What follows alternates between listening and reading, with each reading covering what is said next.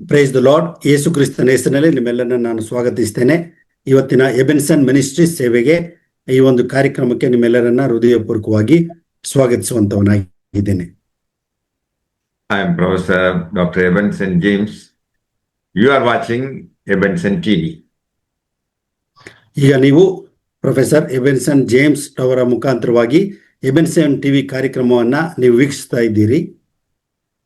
For today's meditation, let us turn to Ezekiel chapter 37, verse 3.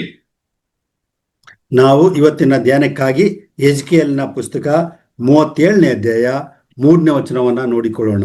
And he said unto me, Son of man, can these bones live? And I answered, O Lord God, you know. ಎಜ್ಕೇಲ 37:3ನೇ ವಚನ. ಆತನು ನನ್ನನ್ನು, ನರಪುತ್ರನೇ, ಈ ಎಲುಬುಗಳಿಗೆ ಜೀವವು ಬರಬಹುದೋ ಎಂದು ಕೇಳಲು ನಾನು, ಯೆಹೋವನಾದ ದೇವರೇ, ನೀನೇ ಬಲ್ಲೆ ಎಂದುತ್ತರ ಕೊಟ್ಟೆನು. God sent a prophet Ezekiel to the discouraged captives.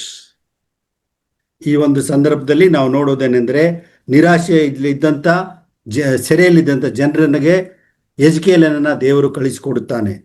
Ezekiel lived with the exiles in Babylon. ಆತನು ಈ ಬೆಬಿಲೋನ್ ಪ್ರದೇಶದಲ್ಲಿ ಈ ಒಂದು ಸೆರೆ ವಾಸದವರೊಟ್ಟಿಗೆ ಆತನು ವಾಸವಾಗಿದ್ದನು.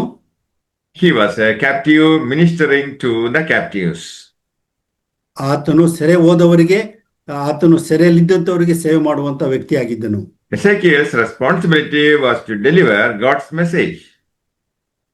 ಎಜ್ಕೇಲನ ಜವಾಬ್ದಾರಿ ಏನಾಗಿತ್ತು ಅಂತ ಹೇಳಿದ್ರೆ, ದೇವರ ಸಂದೇಶವನ್ನ ತನ್ನ ಜನರಿಗೆ ಕೊಡುವಂತದ್ದಾಗಿತ್ತು. The glory of the Lord left the temple and holy city. ಆ ಒಂದು ದೇವರ ಮಹಿಮೆ ಆ ಒಂದು ದೇವಾಲಯ ಮತ್ತು ಆ ಒಂದು ಪಟ್ಟಣದಿಂದ ಅದು ಹೊರ ಹೋಗಿತ್ತು. Their captivity was a result of their sin. ಅವರು ಯಾಕೆ ಸೆರೆ ಹೋದ್ರು ಅಂತ ಹೇಳಿದ್ರೆ, ಅವರ ಪಾಪದ ಕಾರಣದಿಂದಲೇ. Before they could hope for a return to their land, they must return to their Lord. ಅವರು ಆ ಒಂದು ಪ್ರದೇಶಕ್ಕೆ ಬರುವುದಕ್ಕಿಂತ ಮೊದಲು ದೇವರ ಬಳಿಗೆ ಬರುವಂತ ಅವಶ್ಯವಾಗಿತ್ತು. Ezekiel sees a vision. ಎಜ್ಕೇಲನಿಗೆ ಒಂದು ದರ್ಶನ ಸಿಗ್ತದೆ. There is a valley of dry bones. ಆತನು ನೋಡಿದ್ದೇನೆಂದ್ರೆ, ತಗ್ಗಿನಲ್ಲಿ ಎಲುಬುಗಳ ಒಂದು ರಾಶಿಯನ್ನ ಕಾಣುತ್ತಾನೆ. The bones are the Jews. ಆ ಒಂದು ಎಲುಬುಗಳು ಏನು ಅಂತ ಹೇಳಿದ್ರೆ, ಅದು ಬಹಳವಾಗಿತ್ತು ಹಾಗೂ ಅವು ಆ ಮೂಳೆಗಳಿಂದ ಕೂಡಿತ್ತು. The graves are the nations where they are dwelling but buried. ಅವರು ಯಾಕೆ ಅಲ್ಲಿ ಇಡಲ್ಪಟ್ಟರು ಅಂತ ಹೇಳಿದ್ರೆ, ಅವರು ಸಮಾಧಿಯಲ್ಲಿ ಇಡಲ್ಪಟ್ಟಂತ ಎಲುಬುಗಳಾಗಿ ಅಲ್ಲಿ ರಾಶಿಯಾಗಿ ಬಿದ್ದಂಥದ್ದನ್ನ ಕಾಣುತ್ತೇವೆ. The revival of national life is possible.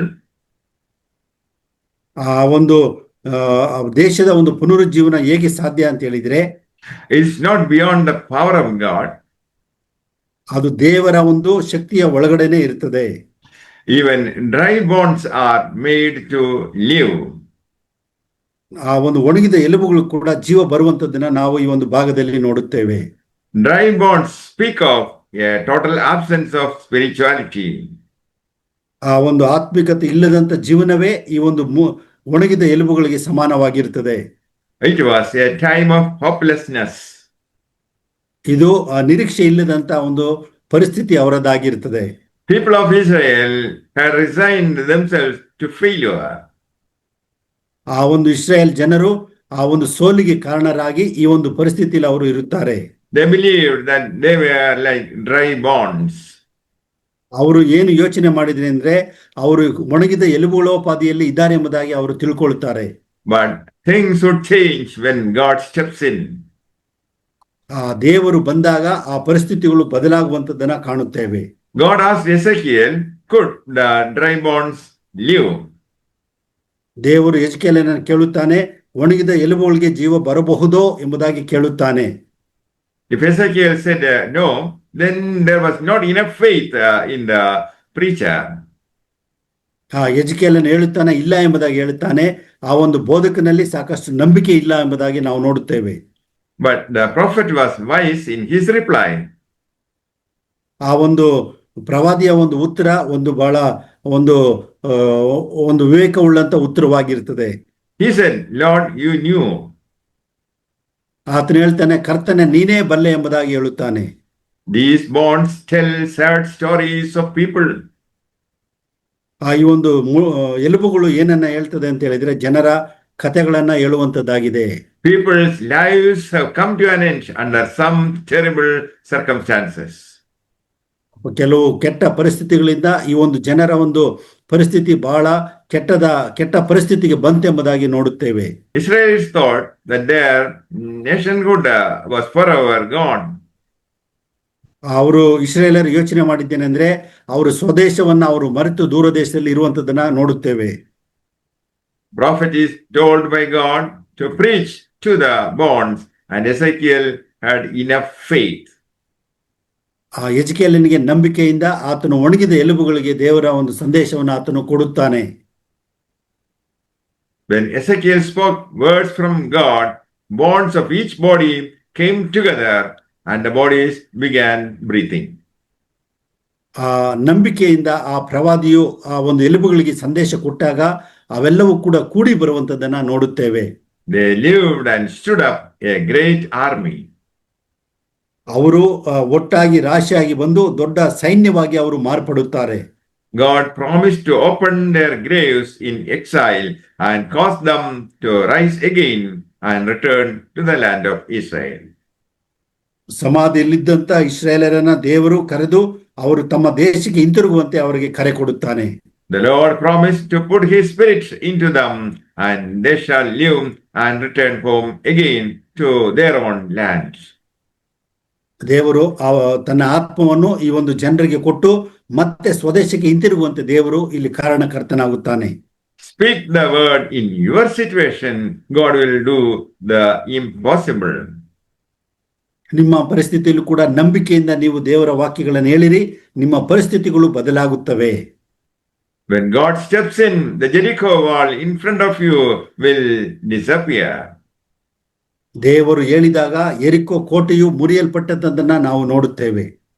God enables you to go through a troop. ಆ ದೇವರು ದೊಡ್ಡ ಸೈನ್ಯದೊಟ್ಟಿಗೆ ಅದನ್ನು ಆಕ್ರಮಿಸಿಕೊಳ್ಳುವಂತ ದೇವರು ಮಾಡುತ್ತಾನೆ. God can make a way out of nowhere. ಆ ದಾರಿ ಇಲ್ಲದ ಸ್ಥಳಗಳಲ್ಲಿ ದೇವರು ಮಾರ್ಗಗಳನ್ನ ಮಾಡಿಕೊಡುವವನಾಗಿದ್ದಾನೆ. Elijah stopped the rain by speaking to the situation. ಆ ಎಲಿಯನು ಆ ಒಂದು ಕಷ್ಟ ಪರಿಸ್ಥಿತಿಯಲ್ಲಿ ಮಳೆ ಬರುವಂತೆ ಆತನು ಆಜ್ಞೆ ಕೊಡುತ್ತಾನೆ. Joshua commanded sun and moon not to move. ಆ ಯೆಹೋಶುವನು ಸೂರ್ಯನು ಮತ್ತು ಚಂದ್ರನು ನಿಲ್ಲುವಂತೆ ಆತನು ಆಜ್ಞಾಪಿಸುತ್ತಾನೆ. Jesus taught us to speak to the mountains. ಆ ಯೇಸು ಸ್ವಾಮಿ ನೀವು ಬೆಟ್ಟಗಳಿಗೆ ಹೀಗೆ ಹೇಳಿರಿ ಎಂಬುದಾಗಿ ಆತನು ಬೋಧನೆ ಕೊಟ್ಟಿದ್ದಾನೆ. You are a new creation. ನೀವು ಕ್ರಿಸ್ತನಲ್ಲಿ ಹೊಸ ಸೃಷ್ಟಿಗಳಾಗಿದ್ದೀರಿ. You are sons and daughters of God. ನೀವು ದೇವರ ಕುಮಾರ್ತೆಯರಾಗಿದ್ದೀರಿ. So you are a victor and not victim. ನಾವು ಜಯಶಾಲಿಗಳಾಗಿದ್ದೇವೆ, ನಾವು ಬಂಧಿತರಲ್ಲ. You have authority to speak and the situation changes when you speak. ಪರಿಸ್ಥಿತಿಗಳಲ್ಲಿ ನೀವು ಅಧಿಕಾರದಿಂದ ನೀವು ಮಾತನಾಡಿದಾಗ ಪರಿಸ್ಥಿತಿಗಳು ಬದಲಾಗುತ್ತದೆ. When you speak, the dry bonds become a great army to fight your adversary. ನಾವು ಮಾತನಾಡಿದಾಗ ದೇವರ ವಾಕ್ಯವನ್ನು ಹೇಳಿದಾಗ ಒಣಗಿದ ಎಲುಬುಗಳು ಕೂಡ ದೊಡ್ಡ ಸೈನ್ಯವಾಗಿ ನಮ್ಮ ಪರವಾಗಿ ಅವು ಇರುತ್ತದೆ. When Ezekiel prophesied, God's breath came to the dry ones. ಆ ಒಂದು ಎಜೆಕೇಲನು ಪ್ರವಾದನೆ ಮಾಡಿ ಈ ಒಂದು ಒಣಗಿದ ಎಲುಬುಗಳನ್ನ ಜೀವ ಬರುವಂತೆ ಮಾಡುತ್ತಾನೆ. The scriptures are the breath of life. ಆ ಒಂದು ದೇವರ ವಾಕ್ಯಗಳೇ ಜೀವ ಕೊಡುವಂತ ಆ ಒಂದು ಶ್ವಾಸವಾಗಿದೆ. It is spirit and life. ಅದು ಆತ್ಮನು ಮತ್ತು ಜೀವ ಕೊಡುವಂತದ್ದಾಗಿದೆ. God has given to us his breath in the word of God. ದೇವರು ತನ್ನ ಒಂದು ಶ್ವಾಸವನ್ನ ತನ್ನ ವಾಕ್ಯದ ಮುಖಾಂತರವಾಗಿ ನಮಗೆ ದಯಪಾಲಿಸಿದ್ದಾನೆ. We have received power to trample under our feet every power of the enemy. ನಾವು ವೈರಿಯ ಸಕಲ ಅಧಿಕಾರವನ್ನ ನಮ್ಮ ಕಾಲು ಕೆಳಗೆ ಹಾಕಿ ತುಳಿಯುವಂತೆ ದೇವರ ಅಧಿಕಾರವನ್ನ ಕೊಟ್ಟಿದ್ದಾನೆ. May the Lord bless you all with these words. Amen. ಈ ಒಂದು ವಾಕ್ಯಗಳಿಂದ ದೇವರು ನಿಮ್ಮೆಲ್ಲರೂ ಕೂಡ ಆಶೀರ್ವದಿಸಲಿ. ಆಮೆನ್. ಪ್ರಾರ್ಥನೆ ಮಾಡಿಕೊಳ್ಳೋಣ. ಕೃಪೆಯಲ್ಲಿ ಐಶ್ವರ್ಯುಳ್ಳಂತ ಪರಲೋಕ ತಂದೆಯಾದ ದೇವರೇ, ಈ ಒಂದು ಒಳ್ಳೆ ಸಮಯಕ್ಕಾಗಿ ಸ್ತೋತ್ರ. ಈ ಒಂದು ಎಬೆನ್ಸನ್ ಸೇವೆಯ ಮುಖಾಂತರವಾಗಿ ಸ್ವಾಮಿ, ಈ ಒಂದು ಒಳ್ಳೆ ಸಂದೇಶವನ್ನ ನಾವೆಲ್ಲರೂ ಕೇಳುವಂತೆ ಮಾಡಿದ್ದೆ, ಅದಕ್ಕಾಗಿ ಸ್ತೋತ್ರ. ಸ್ವಾಮಿ, ನೀನು ಅದ್ಭುತ ಮಾಡುವಾತನು, ಇಲ್ಲದೆ ಇರುವಂತ ಕಾರ್ಯಗಳನ್ನ ಇರುವಂತೆ ಮಾಡುವಾತನು, ಅಸಾಧ್ಯವಾದದ್ದನ್ನು ಸಾಧ್ಯ ಮಾಡುವಂಥದ್ದು, ನಿನಗೆ ಅಸಾಧ್ಯವಾದದ್ದು ಒಂದೂ ಇಲ್ಲ ಸ್ವಾಮಿ. ಅದಕ್ಕಾಗಿ ಸ್ತೋತ್ರ. ಜೀವ ಸ್ವರೂಪನೇ, ಜೀವನಾಯಕನೇ, ಶ್ವಾಸವಿರುವುದೆಲ್ಲವೂ ದೇವರನ್ನ ಸ್ತುತಿಸಲಿ ಎಂಬುದು ಹೇಳುವಂತೆ ಸ್ವಾಮಿ. ಶ್ವಾಸ ಕೊಡುವಾತನು, ಆತ್ಮ ಕೊಡುವಾತನು, ಬಲಪಡಿಸುವಾತನು, ಪರಿಸ್ಥಿತಿಗಳನ್ನು ಬದಲಾಯಿಸುವಂಥ ದೇವರು ನೀನಾಗಿರುತ್ತಿ. ಅದಕ್ಕಾಗಿ ಸ್ತೋತ್ರ ಸ್ವಾಮಿ. ನಮ್ಮ ಜೀವಿತಗಳಲ್ಲಿ ಕೂಡ ಸ್ವಾಮಿ, ನೀನು ಮಾಡಿದಂಥ ಒಂದೊಂದು ಉಪಕಾರಕ್ಕಾಗಿ, ಸಹಾಯಕ್ಕಾಗಿ, ಅದ್ಭುತಗಳಿಗಾಗಿ ಸ್ತೋತ್ರ ಸ್ವಾಮಿ. ಬಿಡುಗಡೆ ನಾಯಕನ್ ನೀನಾಗಿದ್ದಿ, ಆರಾಧನೆಗೆ ಯೋಗ್ಯನ್ ನೀನಾಗಿದ್ದಿ. ನಮ್ಮನ್ನ ಸ್ವಾಮಿ ನೀನು ಆಶೀರ್ವದಿಸು, ಬಲಪಡಿಸು. ನಿನ್ನ ವಾಕ್ಯವನ್ನು ಕೇಳಿದಂಥ ಪ್ರತಿಯೊಬ್ಬರ ಜೀವಿತಗಳಲ್ಲಿ ಕೂಡ ಸ್ವಾಮಿ ನೀನು ಸಹಾಯಕನಾಗಿದ್ದು, ಅವರ ಕಷ್ಟ ಪರಿಸ್ಥಿತಿಗಳನ್ನು ಬದಲಾಯಿಸಿ ಅದನ್ನು ಸ್ವಾಮಿ ಸಮೃದ್ಧಿ ಜೀವನಕ್ಕೆ ನಡೆಸಬೇಕಾಗಿ ಪ್ರಾರ್ಥಿಸ್ತೇವೆ. ಎಲ್ಲ ಕೇಡಿನಿಂದ, ಶೋಧನೆಗಳಿಂದ ತಪ್ಪಿಸು. ನಿನ್ನ ಮಹಿಮೆಗಾಗಿ ಎಬೆನ್ಸನ್ ಸೇವೆಯನ್ನು ಆಶೀರ್ವದಿಸಿ, ಈ ಎಲ್ಲ ವಾಕ್ಯ ಕೇಳಿದ ಪ್ರತಿಯೊಬ್ಬರ ಮೇಲೆ ಕೂಡ ನಿನ್ನ ಆತ್ಮನ ಸಹಾಯ ನಡೆಸುವಿಕೆ ಇರಲಿ ಎಂಬುದಾಗಿ ನಮ್ಮ ಪ್ರಭು ರಕ್ಷಕನಾದಂಥ ನಜರೇತಿನ ಯೇಸು ಕ್ರಿಸ್ತನ ಒಂದೇ ಹೆಸರಿನಲ್ಲಿ ಬೇಡಿಕೊಳ್ಳುತ್ತೇವೆ. Amen. The love of the Father, the grace of Jesus Christ, and the presence of the Holy Spirit be with you all forever. Amen. ನಾವು ದೇವರ ಆಶೀರ್ವಾದ ಹೊಂದಿಕೊಳ್ಳೋಣ. ನಮ್ಮ ತಂದೆಯಾದ ದೇವರ ಪ್ರೀತಿಯು, ನಮ್ಮ ಕರ್ತನಾದ ಯೇಸು ಕ್ರಿಸ್ತನ ಕೃಪೆಯು, ಪರಿಶುದ್ಧಾತ್ಮನ ಸಹವಾಸವು ನಿಮ್ಮೆಲ್ಲರೊಂದಿಗೆ ಸದಾಕಾಲ ನೆಲೆಯಾಗಿರಲಿ. ಆಮೆನ್.